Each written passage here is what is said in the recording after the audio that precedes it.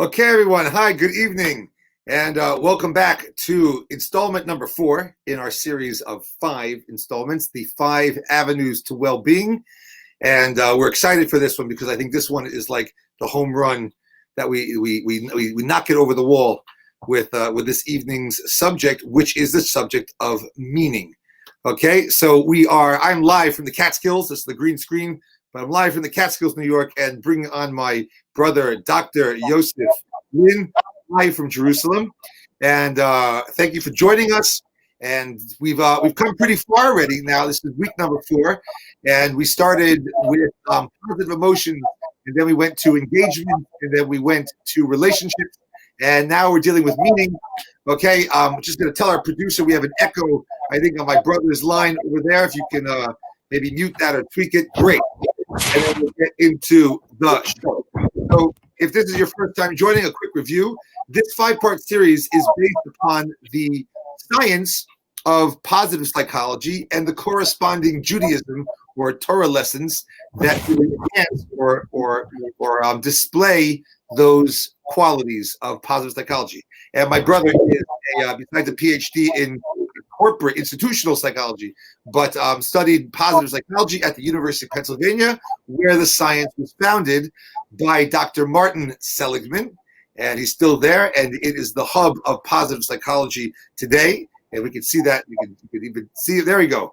And positive psychology as a science, he's originally what we call a negative psychologist. I mean, a regular psychology dealing with all the problems of the world. The question was, can you apply the scientific model to the flip side, which is positivity and all the benefits that come from that we've discussed already up until now, including longevity and health and happy marriage and successful careers. All these things actually scientifically have been shown to stem from the ability to harness positivity. They might call that happiness. We can talk about that another time, why it's not called happy psychology. It's positive psychology, which is the mindset, and that's what we're trying to do here. So positive psychology is used now in many, many areas, professionally. It's used in therapy. It's used in school systems. It's used in interventions. It's used in resilience training. It's used in the military. It's pretty much used all over. Oh, here's the PERMA chart. You can see PERMA is based on the 5-part system. Again, how do you break down positivity? So this is one way, one dimension of positive emotions, engagement, positive relationships, meaning, and accomplishment. So tonight's subject is meaning. And like I said, positive psychology now is used in many areas to really enhance the workplace, to enhance people's lives, to enhance people's journey. And tonight what we're going to have is a continuation of what we call our positive intervention, which is trying to get the science and theory clear, trying to get that unique Jewish perspective on it, and then to make it really practical so you can bring it into your lives. Okay, there you go.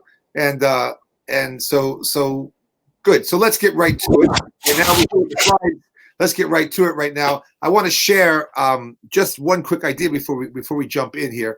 I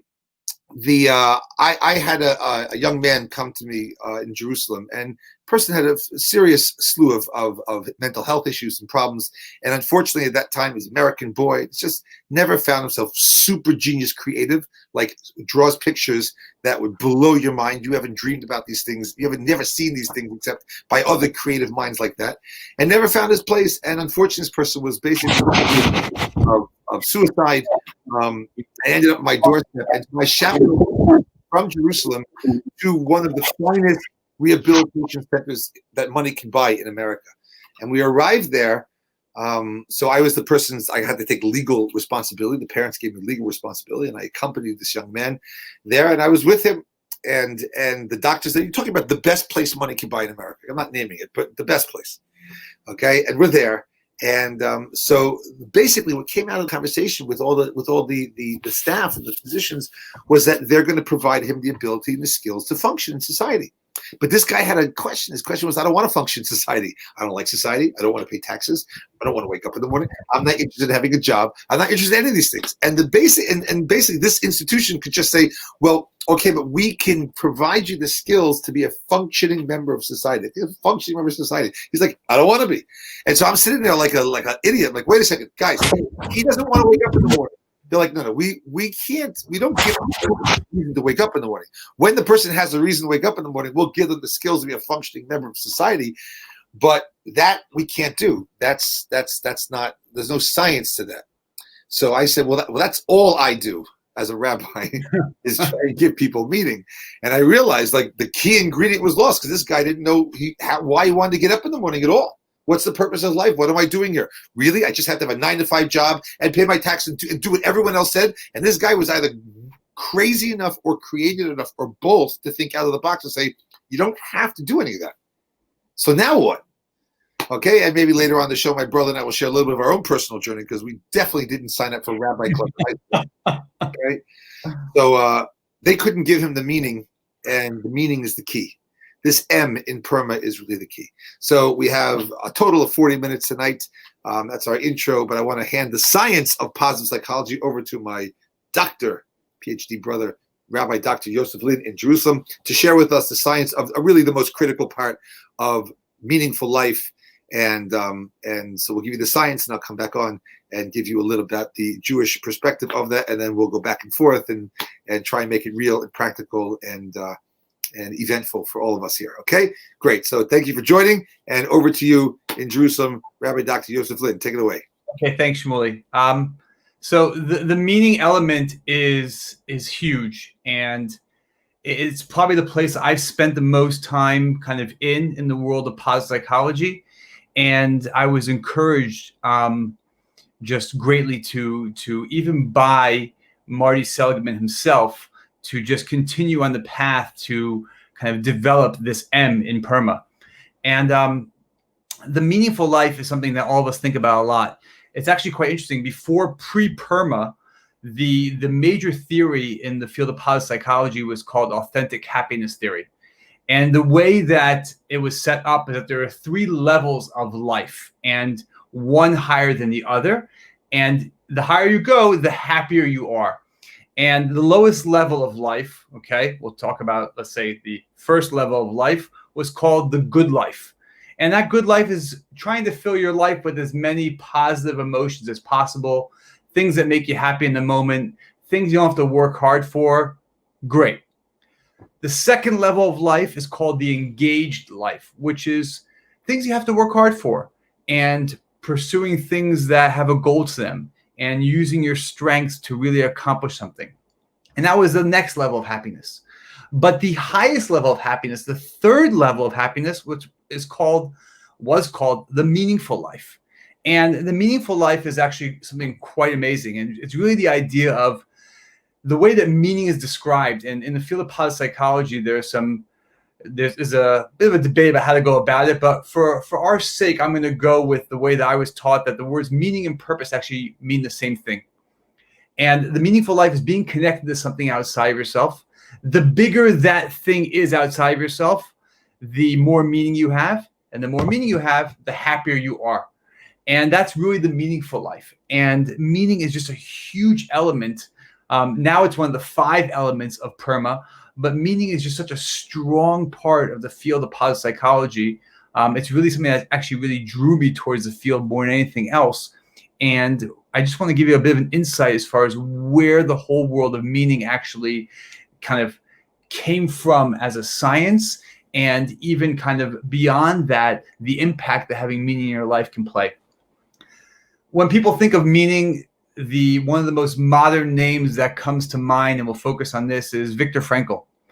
And Viktor Frankl was an unbelievable person. There are videos you can see about him as far as what he accomplished in his life, but a Holocaust survivor who dedicated his entire existence after the war speaking about a particular area of psychology which he developed, which many of us know to be called logotherapy. And logotherapy is something which is alive and is still running today, and it's something that is being used nonstop. And logotherapy is really spoken about in his famous book, which probably many of you have read, called Man's Search for Meaning. And if you haven't seen that book, we're just going to put the slide up here. If you haven't seen that book, Man's Search for Meaning, you haven't read it, I highly recommend that people spend time with it. It is just such a fascinating work. And logotherapy is all about the world of not just the importance of finding meaning in your life, but how that meaning will impact so many things. And in this book, it's actually quite amazing. The first part of the book speaks about what he went through in the Holocaust. And the second half of the book really speaks out this whole idea of logotherapy. And it's such a powerful book to read. But this world of therapy is something which is alive and is being used tremendously, especially today. And the search for meaning is actually quite interesting. It's never been stronger before, of people realizing that they have so much in their life. We have access to so many things, but people feel like they are still looking for something beyond what they have access to. And it's actually quite amazing. But what Viktor Frankl spoke about tremendously was the fact that people in their life, everyone has a unique mission, and people have to figure out what that unique mission is and live accordingly, that every single person has their own individualized kind of sense of meaning. And it's truly amazing what he did in his work. Where his work is used a lot, which I'll speak about in very soon, is especially in the world of resilience. Just a side story.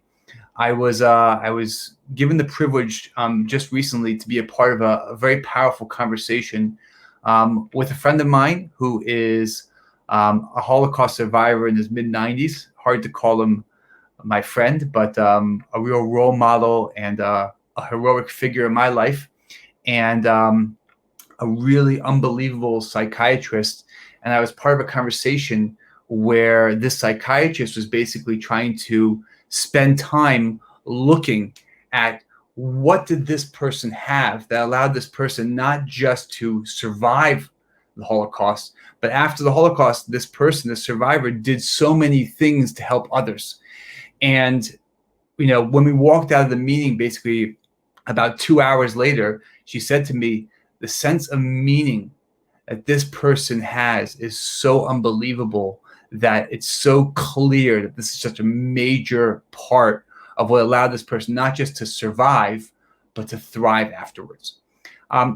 What I want to do here for a second is show just some of the amazing benefits that are out there as far as the research. And there's a lot of research in the world of meaning, but some of the research out there is just across the board, just in different areas of life, about where they have seen just the benefits of how meaning can really, really have a huge impact on just so many different parts of what we're doing every single day. I want to try and focus on 3 areas in particular, which I think can be just quite helpful. The first area where meaning is really used a lot and spoken about, especially in the field of positive psychology, is the world of resilience. And what's being done a lot is there's been a lot of investment of time, energy, and money into the world of resilience training. Meaning, if we do so much to prepare ourselves for life, as far as, let's say, in our professional lives, to get ready with our academic life and to learn certain skills and to train for a job, well, maybe there's things we can do in our emotional life to get ready for the challenges that life life brings at us, or difficulties that could come up. And that's really the world of resilience. And there's a lot being done of what people can do, and especially in our times right now with this pandemic, of what people can do to build their own kind of tools for resilience, which can really impact their life. And probably at the core of a lot of that work on resilience is this idea of people having meaning in their life. The second area, which is quite amazing, is I like to call it by the name of the book, which is called The Paradox of Choice. And what many people have, and it's an issue which is actually growing stronger, is we have so many choices of things to choose from. You can find on all levels, whether it's what to buy as far as when you're purchasing something in the store, whether it's trying to figure out which career to go into, whether it's trying to figure out where to live, especially as we have access to more and more things in the world today. The Paradox of Choice, which is a book which I highly recommend, speaks about this dynamic which we have, which is this overwhelming amount of choice in our life and how it can actually be depleting. And he speaks about the idea that really, if freedom is the idea of having more choices, Well, it's strange to see that we have more choices than ever before, but yet our levels of well-being are actually dropping. And what he speaks about very clearly is the thing which can help you create limitation of choice, which is really what a person really needs in their life, can be that sense of meaning that you have that can create a certain direction so you can know these options I need, these options are important to me, and everything else I don't need, and therefore it's not going to take up any energy in my life. The third area where I think the world of meaning is really coming alive, and this is really unbelievable, and I'll share with you a quote right now, which is about meaningful work and the quest that people are on, right? Just to figure out ways of how their work can be meaningful. We spend so much time in our professional lives. Our identity is so intertwined with what we do in our professional lives that people are very much looking for a world of that intersection between what they do all day and it being something meaningful. And there's different ways of how you can tweak this. It doesn't mean everyone has to go stop and be a part of some sort of nonprofit. There's lots of different tools and techniques of what people can do that even the job, which may not appear meaningful, there's so many things you can do to actually bring meaning into that work.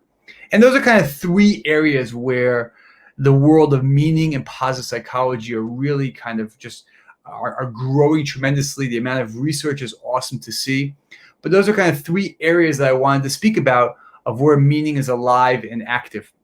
But as my brother said, and we're going to bring my brother back on right now to give a deeper part of this, the idea of, I guess when we were putting this series together, when we thought about the idea of PERMA, both of us were just instantly drawn to the idea of the M, because it's so much of what we are what our lives are somewhat how they've been changed, and really what Judaism speaks about so much. So I'm going to hand it over to my brother to before you go though, in my old business, in comedy business, let's call it, we used to try and figure out, like, what are we doing for the world?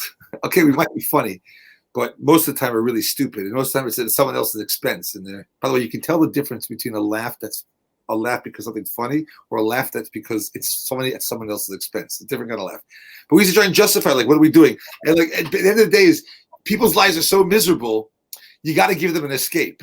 And like, there are two ways. How do you make a movie so they just zone out and shove popcorn and milk duds in their mouth and sit like a zombie and go into another realm so they forget about where they are? That's the point. I mean, this is our justification.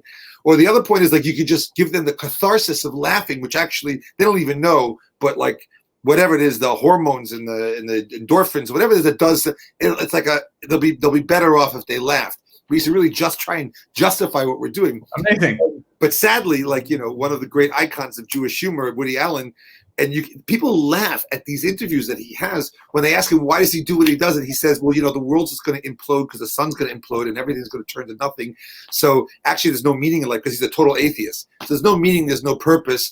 And like, you think, like, I remember him saying this, like, you you're worried about when your dry cleaning's going to be done, but like nothing matters. Nothing matters. When he says it, everyone goes, ha ha. He's like, no. I'm serious. Nothing matters. Nothing there's no meaning to life. There's nothing. It was a gas passing of a random mutation of some Big Bang-esque thing, of chemical thing, and you have this illusion of life and meaning. And did I get the job? And does she like me? And will she call me back? And he says the whole thing is just a total meaningless blah. And the only way to handle the depression and the meaninglessness and the purposelessness of life is just to laugh. There's no other way to deal with it. Or just leave. Choose to leave, choose out, or just at least laugh enough through it that you die of natural causes. That's literally Woody Allen's philosophy. And when he says it, people laugh. And he's like, no, you're not. I'm serious. So this thing of meaning, this is really why, and to be personal, like you said, why I'm not in that business and why we do what we do. Okay, so let's get a little bit into the Torah, and then we'll come back and schmooze it out practically. Okay, so the reason why we're called Jews is, or Hebrews, really. The name Hebrew is because Hebrew is actually the English word for Ivri, and the Ivri is the word in Hebrew which connotes this guy named Abraham. Okay, the Jew named Abraham. If you ask him who's the first Jew, it's Abraham. Now, why is he the first Jew and why is he our hero? And he's called Ivri because the word Ivri means actually, from the language of like to cross the street, Lavora da Kfish, the word Ivri means on the other side. Because the whole world was over here and Abraham was the one guy over here. And he's on the other side. Now, why is he the Jewish hero? Why is he beginning the Jewish people? Like Adam and Eve, they knew God, and Cain and Abel, they knew God, and Noah knew God, and his sons knew God. In fact, when Abraham came on the scene, there was actually a yeshiva run by Shem and Aver. These are descendants of Adam and Eve. And like, it's not like people didn't know God. So what was so unique about Abraham? And the answer is that Abraham grew up in a world where God did not exist. The world had turned their back on God. And in his world, there wasn't even a hint. And he went on the search for meaning. And there has to be a reason. And there has to be purpose. And logically, philosophically, emotionally, spiritually, whichever road you want to pick to get there, he went there. And he actually sought out God. And then he's the first to actually find meaning, find God. Okay, and then he did what was virtually impossible to do. For all of us, it's impossible to do, but he's our hero because then he lived every minute of his life infused with that purpose. Okay, so when we talk about, and when positive psychology and Dr. Seligman, when they speak about meaning, and this is remarkable, by the way, we have these 5 areas of PERMA. Sorry to go into the science of it, my brother, but we have these 5 positive emotions, engagement, relationships, meaning, and accomplishments. Okay, these 5 areas. They're all independent. And if you invest in each one of those 5 areas independently, you will increase the positivity and therefore the happiness and longevity, and you're a happier person, you're nice, you're better to be around, right? Like all of those things, but they can all technically be independent. But this thing called meaning is a thing which actually can be the common denominator between all of them. And the truth is the power of Judaism, of a Torah-based classic Judaism, that even Dr. Seligman has said, is that the meaning that we have actually addresses all of these areas. What you feel, your relationships, or your engagement, your relationships, your meaning, obviously, the philosophy of life, and of course, what you accomplish and what you do. So when you have a common thread between all 5, it exponentially boosts the power of the product, of the impact of the reality of positivity in one's life and the impact that it has on your life. Okay, so the number one thing in Judaism, obviously, is like, why are we here? What are you doing here? The question I was asked, this young man asked in this rehabilitation center, why? So believe it or not, we have an answer to that. We have such a pervasive answer that we've been able to survive. We've spurned the 2 other major religions of the world, which have sort of rode the back of our monotheistic purpose of existence. But we have a real purpose of life. And I'm the big plug over here. If you're interested in this, we teach this in More Manhattan. We teach this, Ma'or Olami. This is what we're about. Whether I always said at years at University of Pennsylvania, you don't, what I'm going to teach is the facts of Jewish philosophy. What you choose to believe is your choice. But you can't be ignoramus. You got to know the facts. And yeah, we have a really powerful, clear answer to what we're doing here. And everything fits into that. Everything fits under that umbrella. Everything's part of that rubric. There's a reason why you were brought into the world. And there's something you have to accomplish. And there's a reality to how that world is set up and how the body's set up and how the system's set up and what you're meant to do. Eat, sleep, drink, walk, talk. Everything fits in to that real deep philosophical purpose that you don't get bored with it.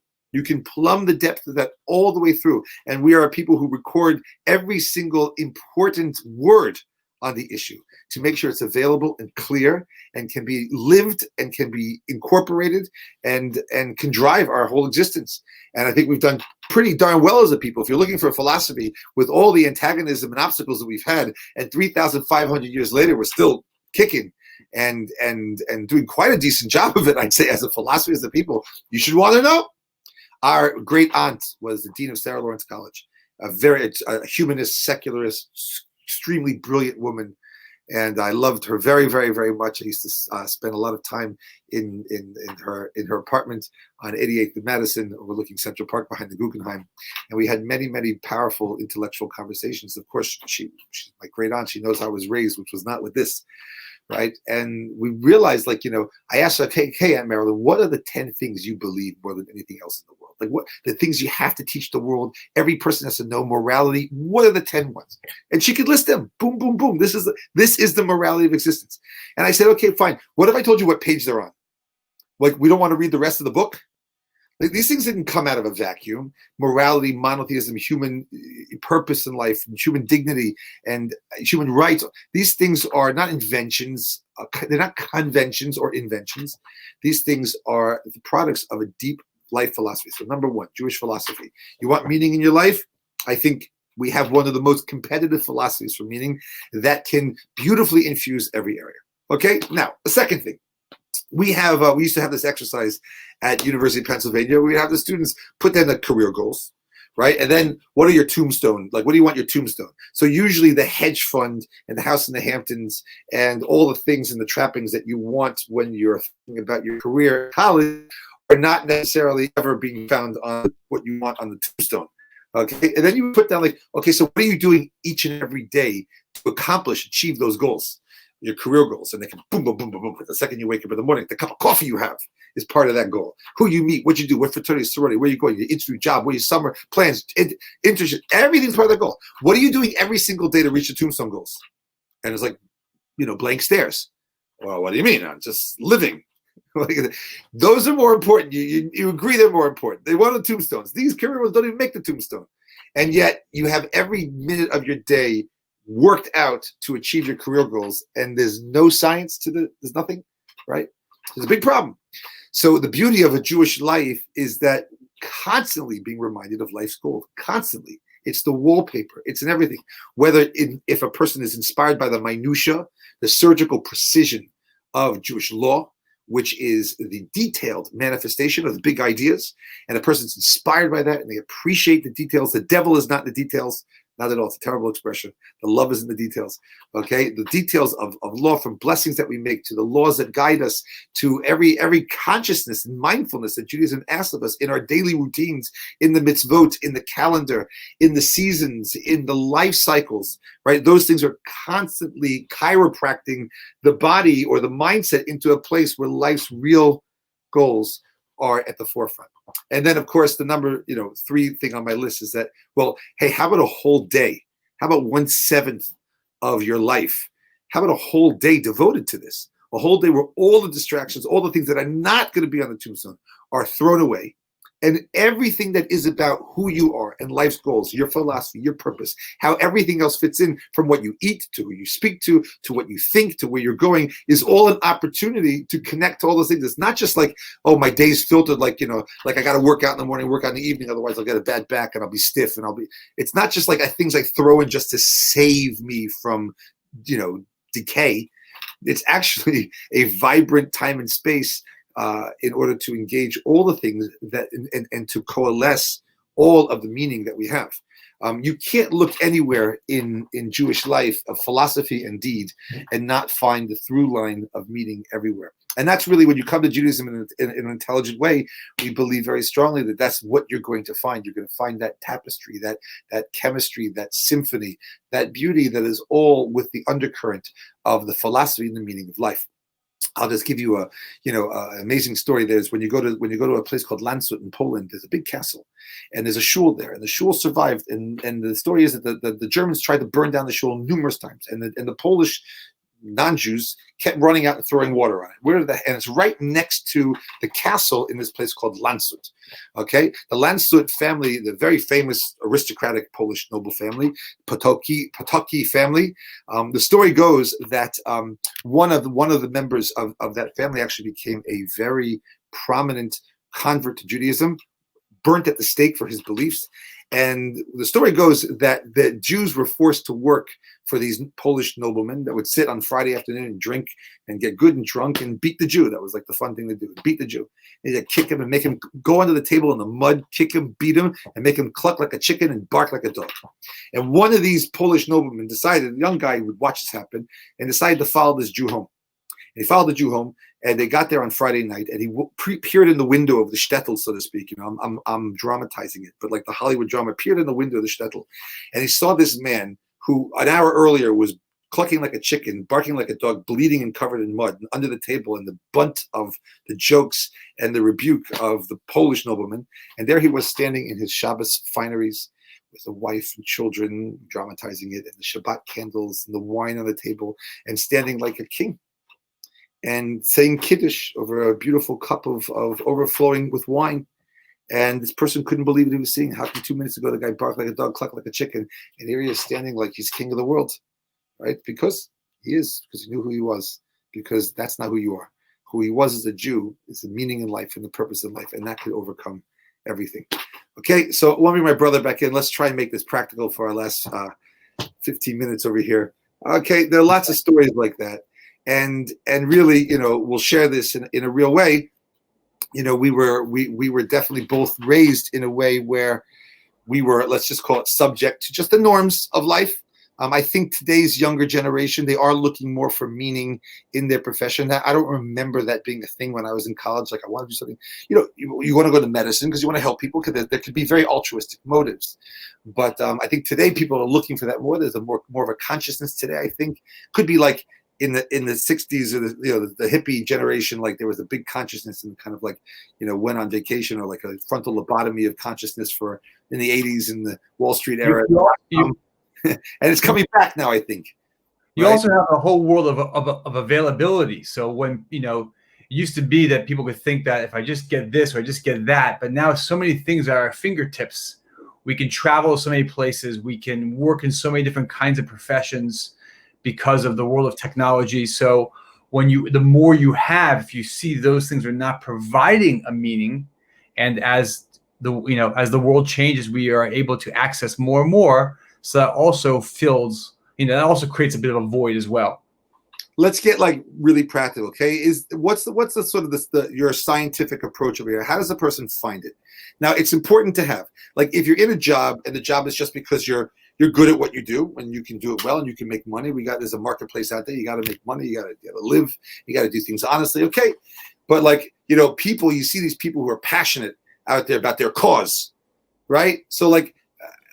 Obviously, I'd love to vie for a person's meaningful search and say, hey, being a Jew, you got it all basically packaged. Let me give it to you like with a slice of a nice tongue sandwich on the side or whatever the kosher. Right. You got a package, but like we're talking about now the happiness that can come from having connection to something greater than yourself, to be purposeful and meaningful. How can a person go about finding it or enhancing it? Let me tell you that there's two ways basically. There are two ways of how people can, and I'll try and make this clear and simple, of how people can find that meaning in their life, okay? The first way, which happens, is the world of life circumstances. And life circumstances is something happens in your life, and therefore that impacts everything. A cause that we grew up around in schools was, Mothers Against Drunk Driving. And called MAD. And how did that start? Unfortunately, it started with, there was a lady whose daughter was unfortunately killed, and what happened is that she saw that the person who killed her daughter was able to get away with such a with something that it should have never happened. And what happened was that her entire life turned in to this mission. And, it happens all the time. You meet people who are, cancer survivors, and then their entire life mission becomes about awareness and fundraising for cancer, and you name it. And these are bad things, and there can also be good things that happen to people. I think if we were cynical, we would say, well, it's because the person's just involved and they realize that there's a lack and there's a need, so they're going to push it because they understand it. But I really think that a human being is actually hardwired for meaning. Where every scientist is looking for the unified theory of existence, right? We got to know why. And when a person actually unleashes that altruism, that connection, that mission, that drive, whether it's Black Lives Matter now, it's human rights, it's issue. But when a person, we are like we're almost half a human being until we have a cause, until we have something that's bigger than us, something that really reflects, this is a deep idea, reflects the soul, which obviously transcends the body and is here forever in the legacy that we leave, right? I think we're wired for it. Right. So it's actually quite fascinating, but you'll love this. The second way, which most people don't have those like life circumstances that take over. So like, what do you do for the normal guy who, or the normal Right. girl that's just looking for more meaning. So the second way is actually quite amazing, which is the world of searching. So very nice idea. But in the world of searching, there's kind of two options. Number one, as said by Viktor Frankl, which is make that clear vision for yourself. And that's really, Shmuel, what you were describing before, those kind of, tombstone goals. You make that clear vision for yourself, and that can all of a sudden become your pathway to meaning.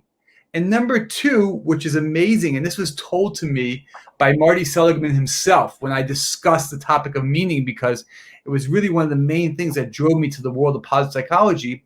He said to me clearly that your natural strengths, if you understand really who you are, that can be your North Star for understanding what your own personal meaning is in this world.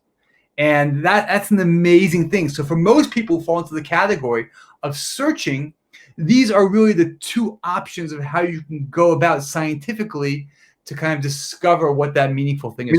Let's make that clear. What you're saying is basically if a person gets a deeper understanding of what their natural abilities are and their natural strength, where they shine, where they have something significant to offer and benefit, that in itself is the experience and the manifestation of a meaningful component of one's life. And right? That's even more. That's the PDF manual for you understanding what your own personal life mission actually is. Right. So you see, just to go further with things we've spoken about before, the importance of a person. We all know ourselves when it comes to a disease model. I can tell you where I've messed up. I can tell you, we're coming up to the world of the Jewish holidays. I can tell you all the things I did wrong this past year. But what can you tell me about what you've done right? What can you tell me about your natural strengths? And therefore, this M, or the biggest thing that people are searching for, that can be the very tool to actually help you discover not just what's meaningful in life for you, but what your own personal life mission can actually and should be. Right. I think that's very key also, because people make a mistake when it comes to Judaism. I got to have someone's got to have Judaism's back over here. Like, that's my job in life, got your back. Right. Like, people make a mistake. They think it's robotic. It's like, do these things and these commandments. But if you're watching this, you're looking at two brothers here, and there's another guy we're going to try and bring on who's a psychotherapist living in Jerusalem also. And the three of us, I always say, like, we're the Bermuda Triangle of personalities. Okay, there's a very classic Jewish philosophical approach to people and how we express ourselves in the world. And it is made manifest in our patriarchs, Abraham, Isaac, and Jacob. And they have very different qualities. And we need that three-pronged cord, otherwise it will snap. You need a three-part component to the beginning of the Jewish people and how we therefore can last, because we have these qualities. But there are qualities that are defined. And the three of us are very different, and we really are the personifications of the extreme versions of these three ideas, which are classically known as Chesed, Gvura, and Tiferes in more Kabbalistic terminology. But one is that one. So we can all do the same mitzvahs, but we do them with our own. Not only we do it with our own unique approach to Jewish life. Right? And then on top of that, to our own unique individual approach, meaning like this, you have great pianists across the world. They're going to sit down and play a Chopin etude on the piano, and it can be the same piano, and they wear the same tuxedo. I mean, they wear their own tuxedo, but the exact same cut of a tuxedo, the guy wearing it, and they're sitting at the same black and white keys, and they're playing the same notes on the same staff, and it's the same piece, and they're playing it. But you got to be deaf to not understand that you're hearing their uniqueness come out.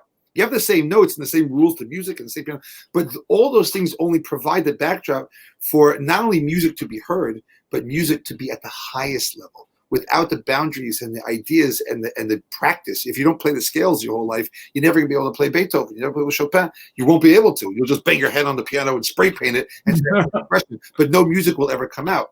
So when it comes to a life of Jewish life and engagement and what quote unquote ritual, which is like a bad word, like a 4-letter word for a Jew. It's not that at all. You come to it and it's the notes on the page, and the music plays to that, but it's got to be your music. It says, we'll leave with this. It says, Rosh Hashanah is not the day we celebrate the creation of the world. Like, good job, God. Nicely done. Well, actually, I kind of bothered with the climate thing, and you didn't work this out. How about cancer? That's kind of better. It's not like where we judge, was it good, not good. The truth is, God started creation 5-6 days earlier. Rosh Hashanah is the day man was made. Mankind was made. And it says, the Yipach Ba'ap of Nishmas Chaim be breathed into the nostril, the soul of life, which is why smelling is the strongest deja vu sense you have. Okay, so the biggest connection right to the soul. And he breathed into the nostrils the soul of life. And the imagery of that is that you are an instrument, that the soul of life goes through your body and plays the melody and plays a song that you're meant to bring into the world. If you know what that's about, in the big picture, the meaning and the purpose, if you know what your particular instrumentation is and what you are, and then you can play that melody, that's what positive psychology has been looking for. They've been climbing up the mountain of positive science. On the other side is a little Jew there, with his little fiddler on the roof, violin, saying, "Yeah, okay, Boker Tov, welcome." Right? So we have a lot to do this Rosh Hashanah. We'll end up next week. We'll talk a little bit about that. But we call it Rosh Hashanah, not because yeah, good job, God. We call it Rosh Hashanah, the Rosh, the head. You got to have a blueprint for who you are. It's not a new year. Woo, yeah, okay, I'm going to lose weight. I'm going to die. And 4 weeks later, you got 6 pizzas and frapple in your mouth. It's not that at all. It's what's my vision of who am I going to be? What's important in life? What's the goal? How do I get past 20, 25, 30, 40, 50, 60? How do I go the distance? How do I peak at like 99, right? That's what we're going for, that meaning and that purpose, either in the religious, deep philosophical way, which of course we would be promoting, but in the scientific way of finding those things in life and cultivating them, nurturing them, caring for them, building them, and growing through them, right? One of the greatest keys that you're going to have to a meaningful life. So I want to thank everyone for joining us tonight, and I'm looking forward to seeing you for number 5, the last installment of our 5-part series, 5 Avenues to Well-Being. Next week will be hopefully worth the wait. Okay, looking forward to seeing you. Thank you, Rabbi Dr. Yosef Lynn from Jerusalem. And for everyone who's watching, thank you very much. Looking forward to seeing you next week. Good night.